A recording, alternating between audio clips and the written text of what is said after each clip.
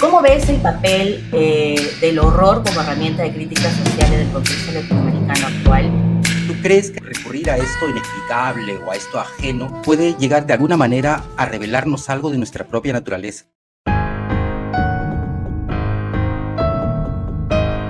Hola, ¿qué tal? Somos los tres tipos. Hola. Somos muy versátiles, vamos en manera virtual, presencial, ustedes ya saben, pero el contenido Somos multitasking. el contenido es chévere igual. Se me cayó el micrófono. Ya, no importa. Parte de. Hoy día vamos a tener a una súper invitada.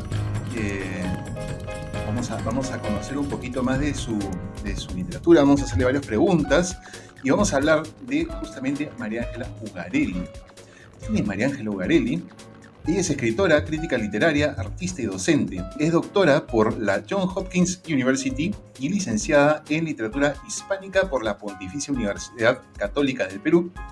Ha publicado 2 libros de cuentos, Fieras en 2023 y Artilugios en 2022, con la editorial independiente Hipatia Ediciones. Sus cuentos han aparecido en diversas revistas y antologías, entre ellas Esta realidad no existe, de la editorial Estruendomudo, como otras compilaciones de las editoriales Aeternum, Grafos, Imaginaciones y Pandemonium.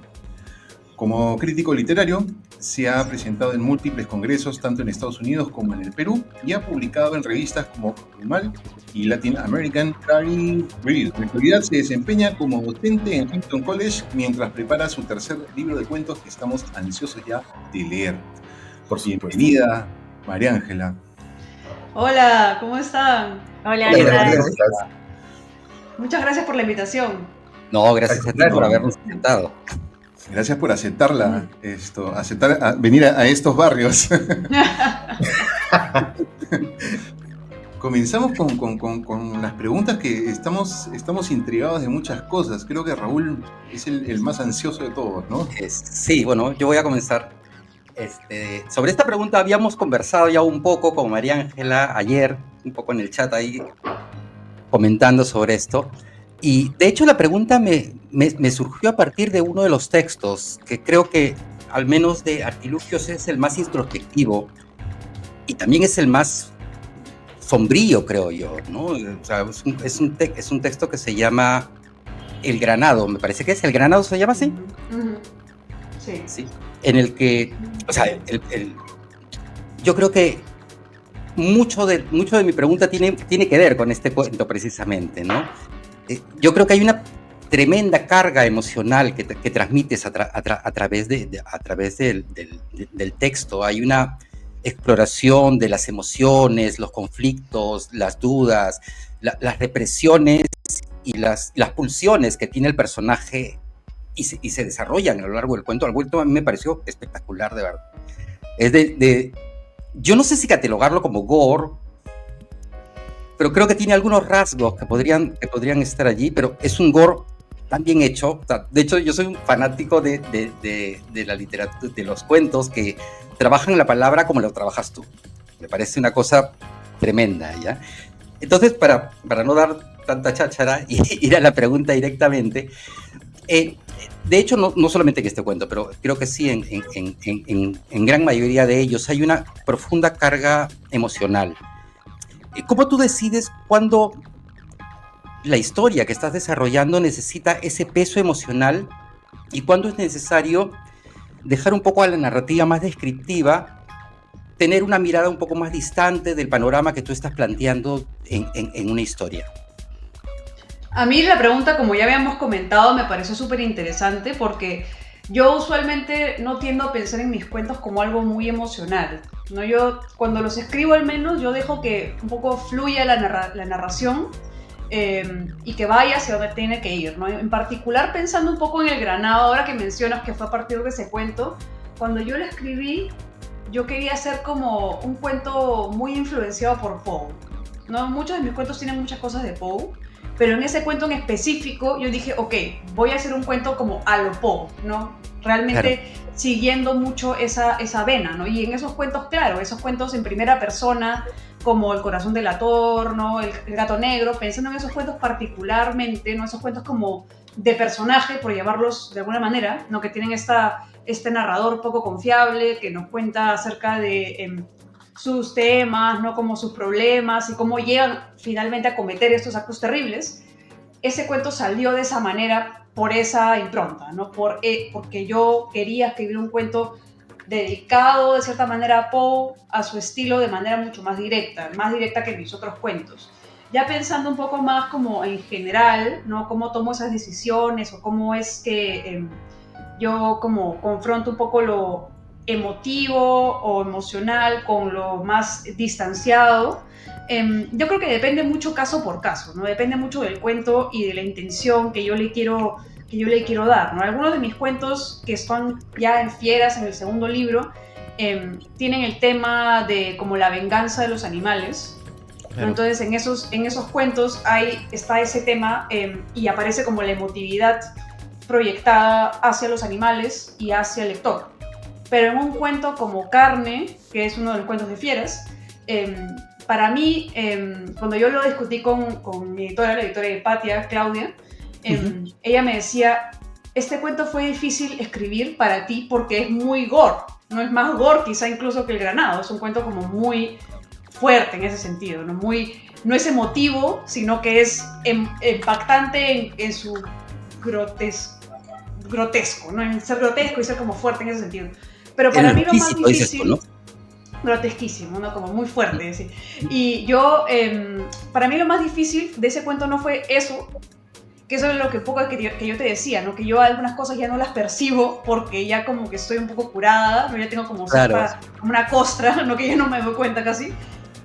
Para mí lo más difícil fue no poner como mis propias emociones o mi propia carga ideológica en el cuento, porque es un cuento acerca del matadero, acerca de la industria cárnica, y yo tengo una opinión muy fuerte con respecto a eso, pero a la vez no quería como que el lector sienta que yo le estoy imponiendo, ¿no? Una lectura o cómo tiene que pensar.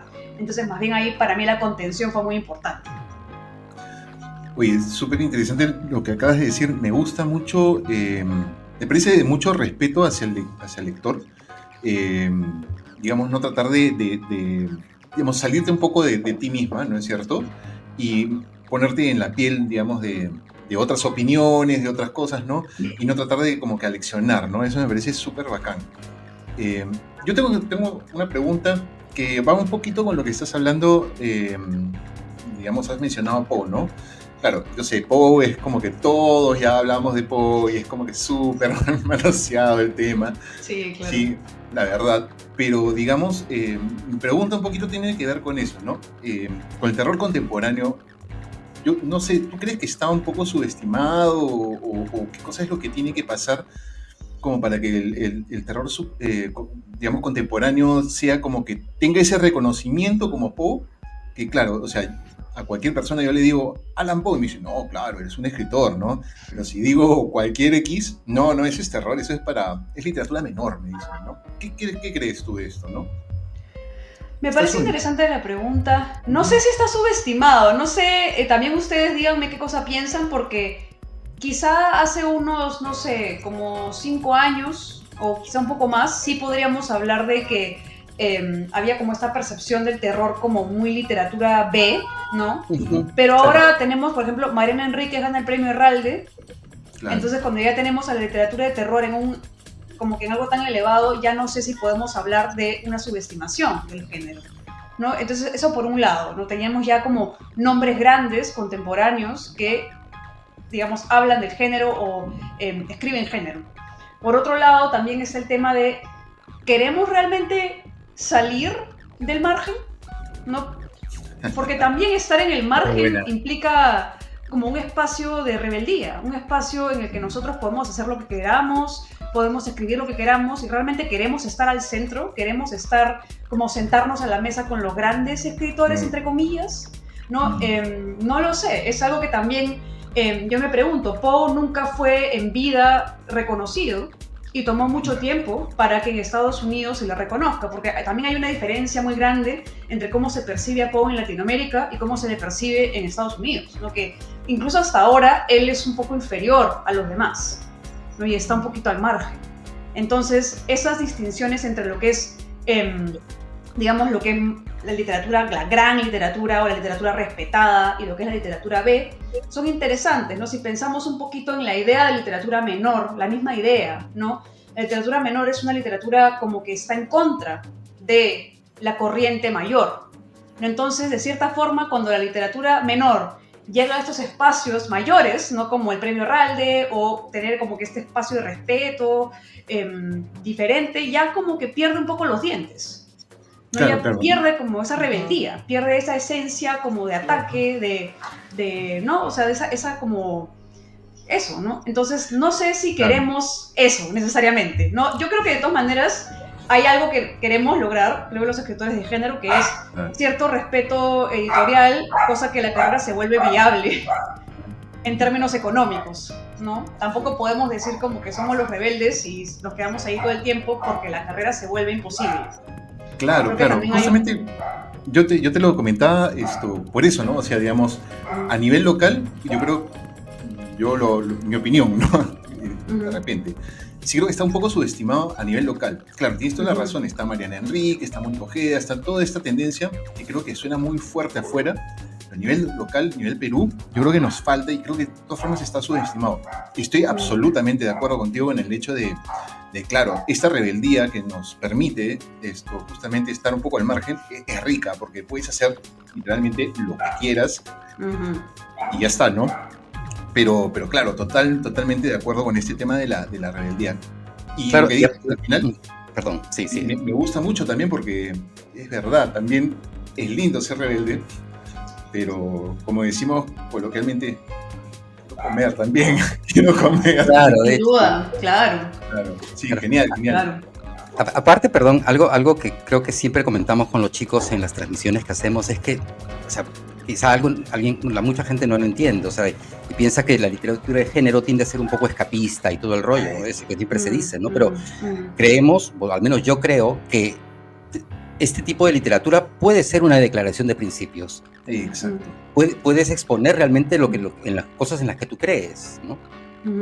Y yo creo igual de todas maneras que esta idea, por ejemplo, que específicamente en el medio peruano, ¿no? Que no se consume ciencia ficción, no se consume terror, pero si vemos los más vendidos internacionales, siempre Stephen King está ahí, siempre Philip K. Dick está ahí. Somos muy Entonces, conservadores de repente, no lo sé. incluso para eso, ¿no? Incluso dentro de los géneros especulativos, yo creo que, no sé si ese es en nosotros, sino que también hay una imposición de las grandes editoriales.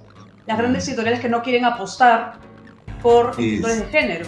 También Eso hay es esa impronta, ¿no? Porque dicen, no va a salir, eso no va a vender, ¿no? Y simplemente se asume, se subestima al lector también. Exacto, tienes toda la razón. Ahora hay que ver cómo también que si hay una verdad oficial y algo que no se cuenta. Por ejemplo, el fenómeno del Cementerio General, que bueno, más allá de que sea una buena película o no, que no lo es, ¿no?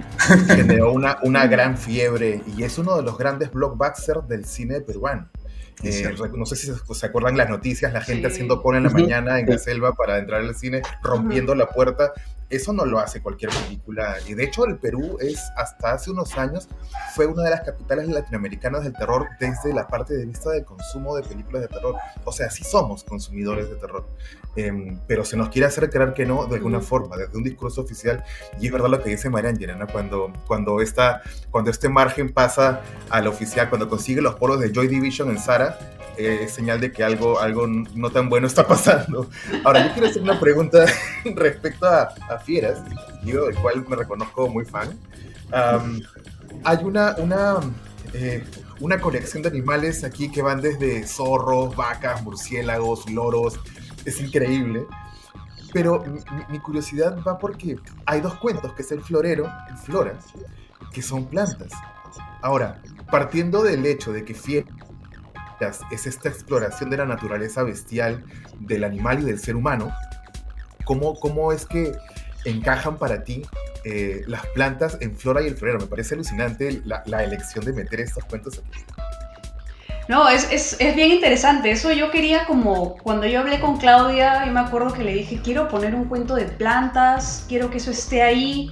También porque es algo que cuando yo, digamos, me parece que Flora fue el último cuento que escribí de los que están en Fieras, y yo era, digamos, la dirección hacia donde iba yo. ¿no? Ahora estoy escribiendo también un poco más de eso. Los últimos cuentos que he publicado tienen que ver con flores, con plantas, con hongos, también con ese mundo como un poquito, ¿no? Ya no tanto animal. Igual siempre estoy ahí con los animales, siempre por ahí. Pero con lo vegetal también, ¿no? Y pensando un poco cómo se asocian, yo creo que lo vegetal tiene que ver con lo que es, digamos, el otro absoluto, ¿no? Porque es como lo más diferente que hay del ser humano. Es lo que es totalmente como un eso.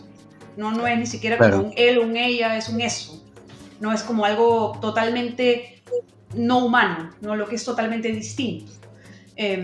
Pero a la vez también es algo como, de cierta forma, feminizado, ¿no? Lo activo, pensando en lo masculino, la idea de la masculinidad dentro del sistema patriarcal, lo masculino como lo activo y lo femenino como lo pasivo. Exacto. Lo vegetal absolutamente pasivo, o percibido de esa manera, no percibido, construido como algo pasivo, como algo totalmente pasivo, ¿no? Entonces, a mí me parece interesante pensar en cuentos donde la planta deja de ser algo pasivo y se transforma en algo activo, ¿no? Pero claro, ¿cómo se llega ahí sin caer en algo como...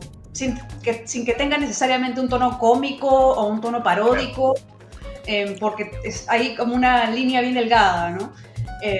Entonces yo creo que eso también es interesante. Creo que las plantas tienen mucha vitalidad, tienen mucha vida, ¿no? Son una expresión de la vida, y tienen también como que entran en esa tensión en mis cuentos que hablan mucho de la muerte.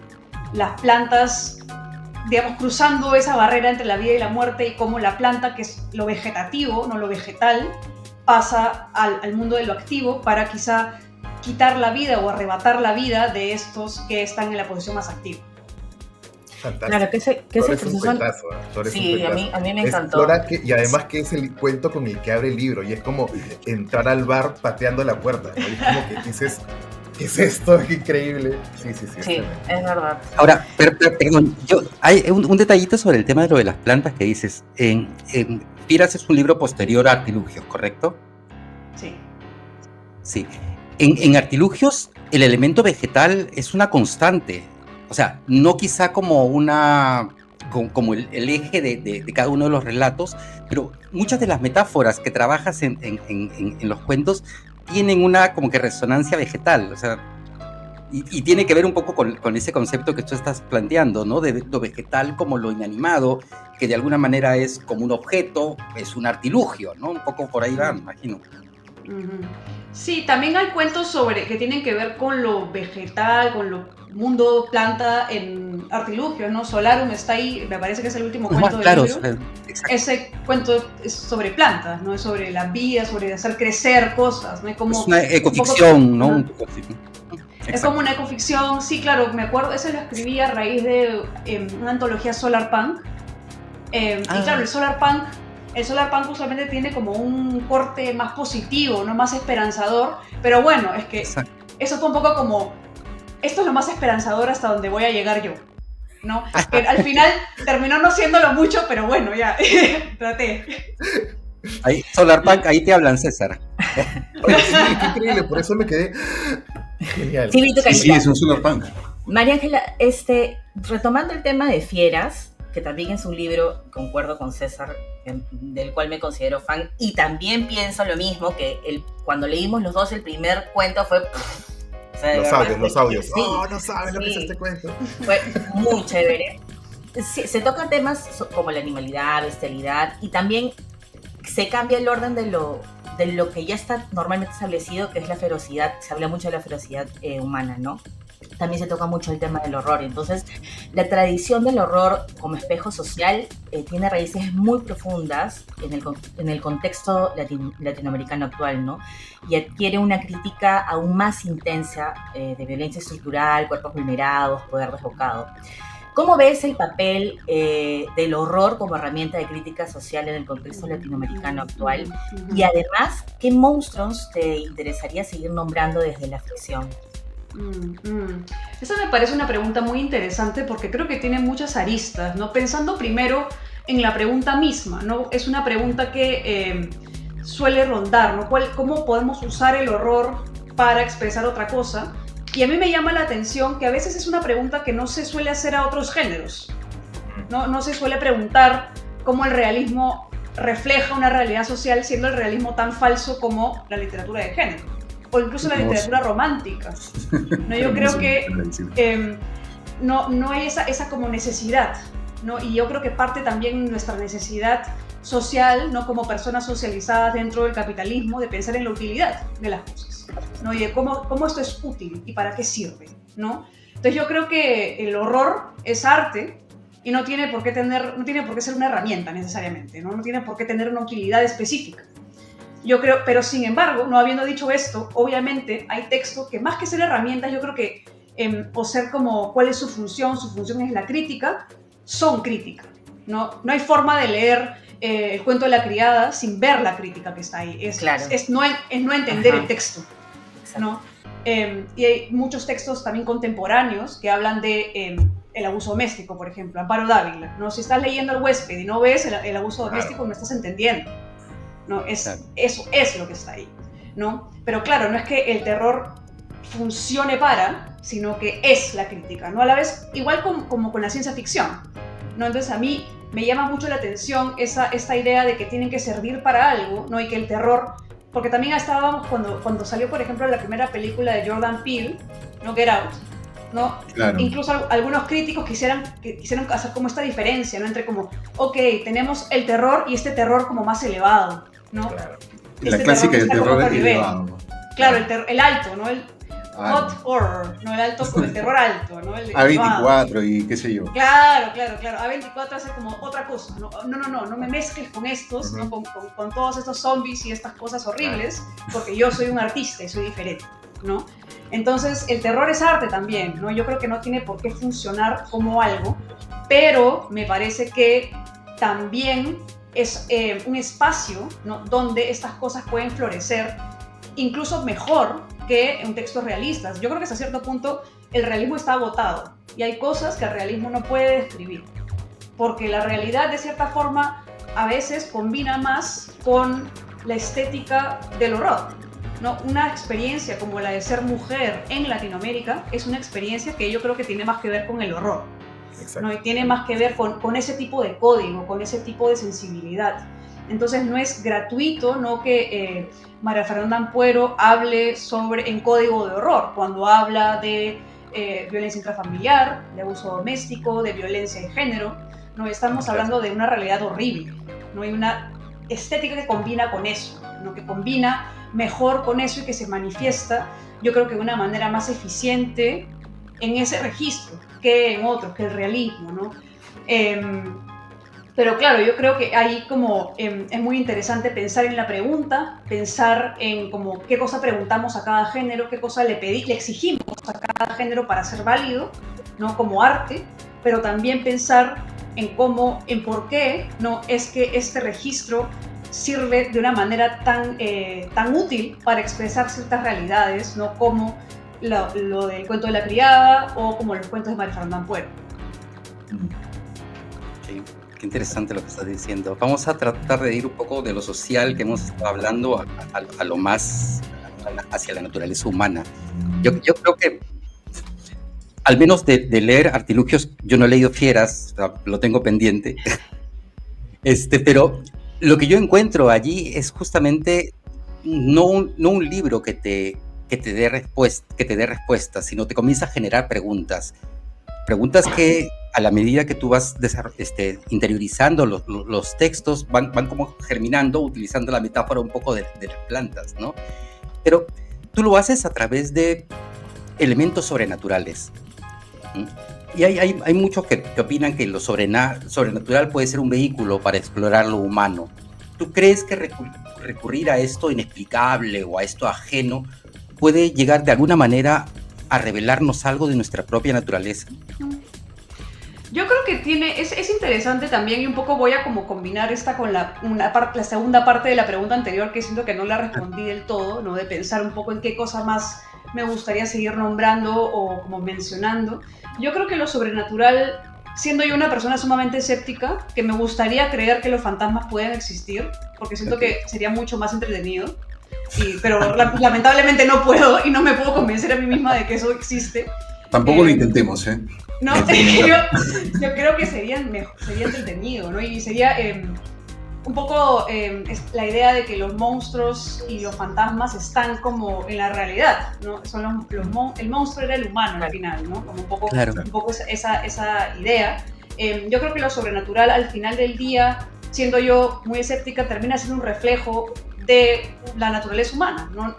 Las cosas sobrenaturales que yo pongo en mis cuentos son finalmente cosas que yo invento, que yo imagino, que pueden ser, que están dentro de, digamos, del espectro de lo, no sé si posible, pero de lo imaginable por mí, al menos siendo yo un ser humano, ¿no? Entonces, sí, sin duda lo sobrenatural tiene que ver, está asociado con lo natural, ¿no? Yo creo que en mis cuentos trato de romper un poco la barrera entre lo humano y lo natural, y también entre lo natural y lo sobrenatural, ¿no? Pensando un poco, regresando a la otra pregunta, a la pregunta de qué monstruos podríamos seguir nombrando, creo que también tiene que ver con la posibilidad de lo sobrenatural como un espacio para que no solamente estos monstruos puedan existir, que ya existen en la realidad, ¿no? Los monstruos de la misoginia, el racismo, el especismo, ¿no? Todos estos monstruos de la sociedad, sino un espacio también, que eso es algo que hago particularmente en Artilugios, donde las víctimas puedan ganar, ¿no? Que eso es algo que yo trabajaba mucho en Artilugios, ¿no? Una revancha de la víctima. Sí. Un espacio ficticio, porque en la realidad no se puede. En la realidad no hemos todavía, no pensemos un poco esperanzadoramente, todavía no se ha podido lograr. Entonces, en la ficción, en esa ficción sobrenatural, no, los animales pueden ponerse de acuerdo y rebelarse contra el ser humano, ¿no? En esa ficción donde lo sobrenatural puede ser real. ¿Qué paja lo que dices? Porque, o sea, de hecho, toda la literatura que explora lo monstruoso, lo que hace realmente es apuntar el spot hacia la parte más densa o mala del ser humano, ¿no? Hacia su naturaleza más perversa, ¿no? María Ángela, ahora me toca meterme en otro lío, digo. Otro problema. En otro problema, como siempre. María Ángela, he sido tu stalker, ¿ya?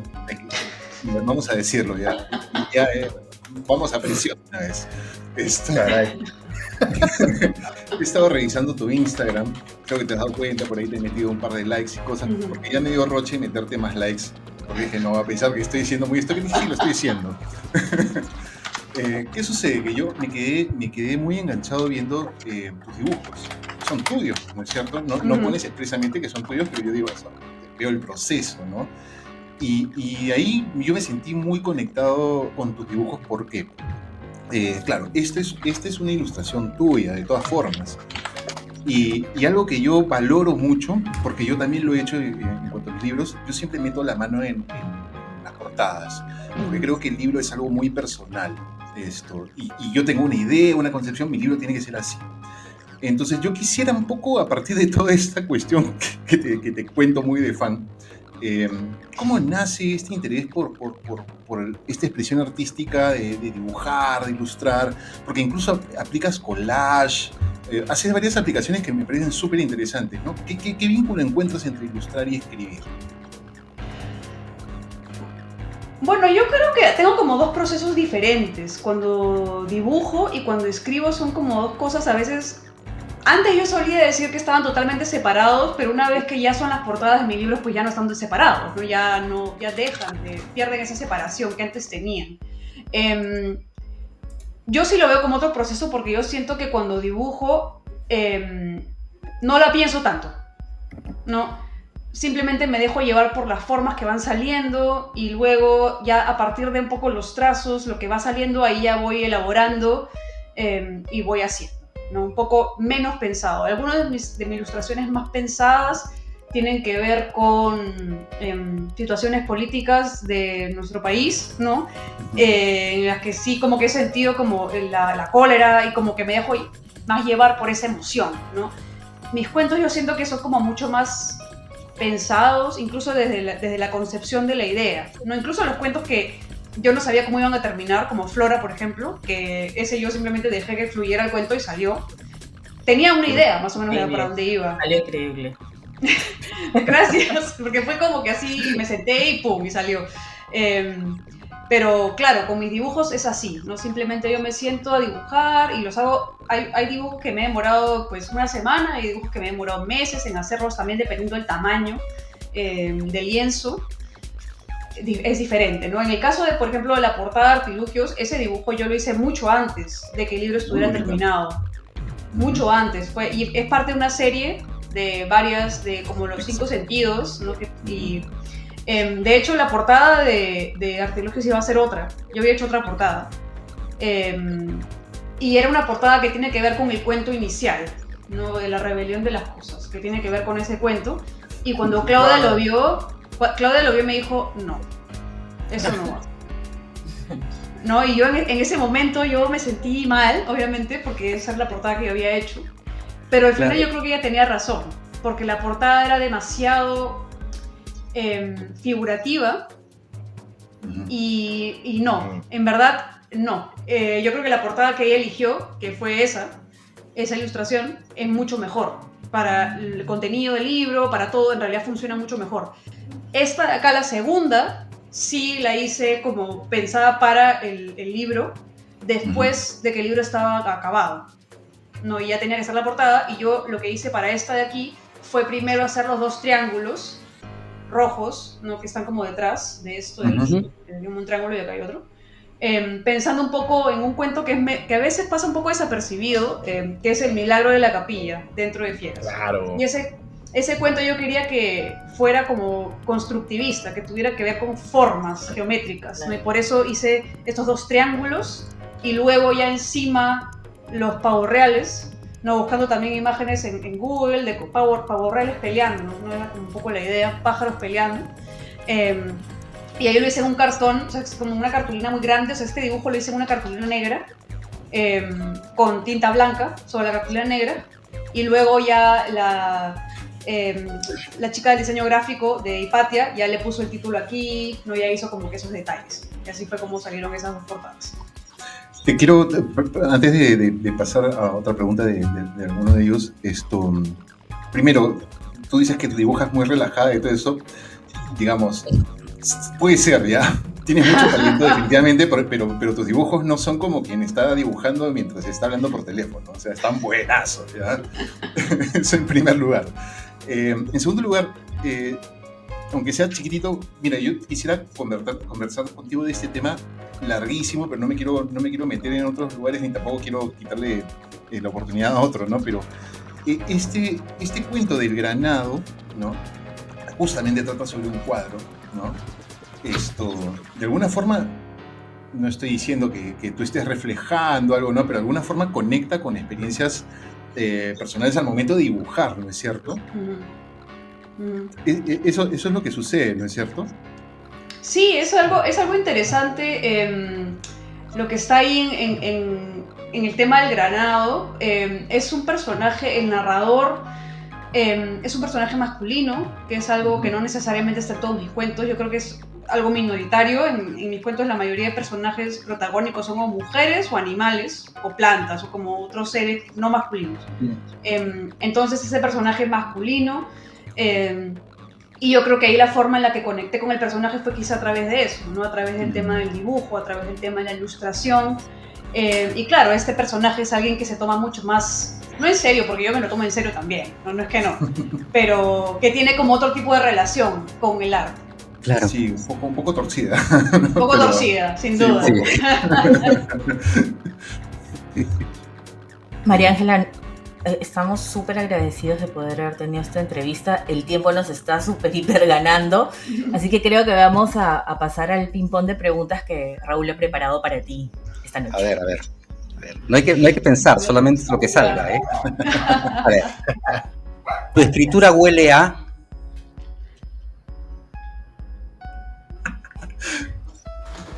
Quizá a humo, a flores y a café. ¿Salvarías una flor envenenada o destruirías una semilla perfecta? Salvaría una flor envenenada, ¿por qué no? Sí.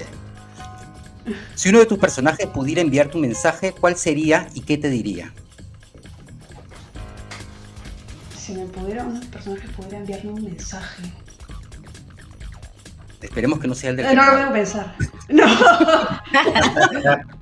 El primero que se me ocurre, porque se supone que eso es, ¿no? El primero que se me ocurre es el loro gris. Me gustaría El oro saber gris. qué tiene que decir. Pues, Probablemente claro. me diría ayuda. Eso sería lo que me diría.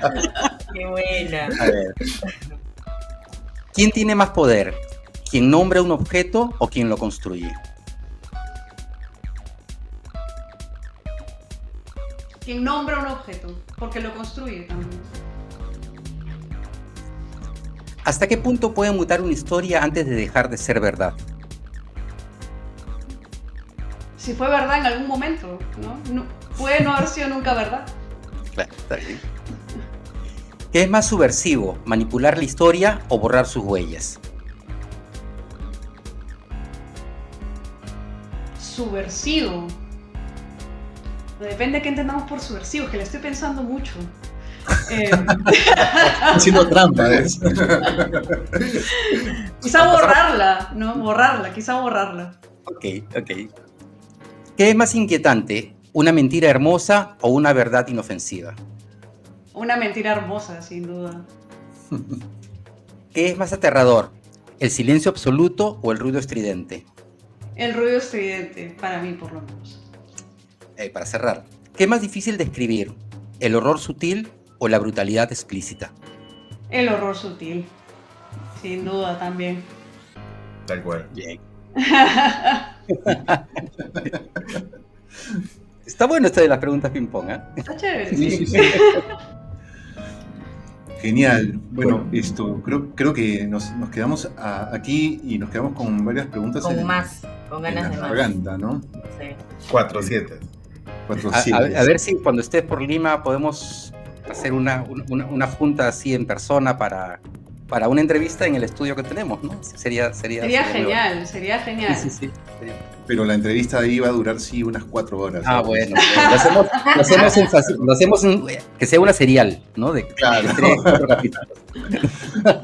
Muchas gracias, María Ángela, por tu Gracias, tiempo, por todo lo que nos has dicho. Creo que al menos yo me quedo con cosas muy interesantes y Todos. contento Creo que porque he tenemos aprendido un montón de cosas. cosas que pensar. Sí.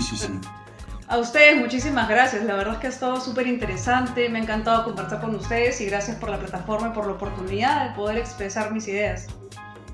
¿Alguna Gracias, red social que quieras decir? ¿Algo? Sí.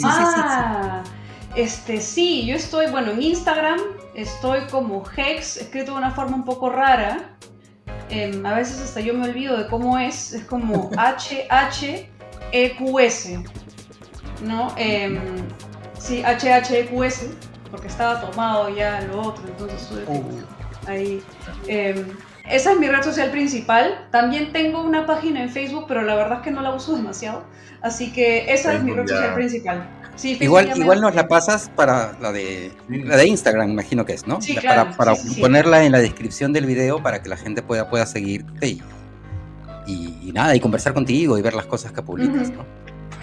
Sí, Bueno. claro, ahí anuncio todo lo que hago, todas las cosas nuevas. Si sale algo, lo pongo ahí, así que no. Ah, y una pregunta más. ¿Estás preparando algún libro? ¿Tenemos algo así en la cocina ya?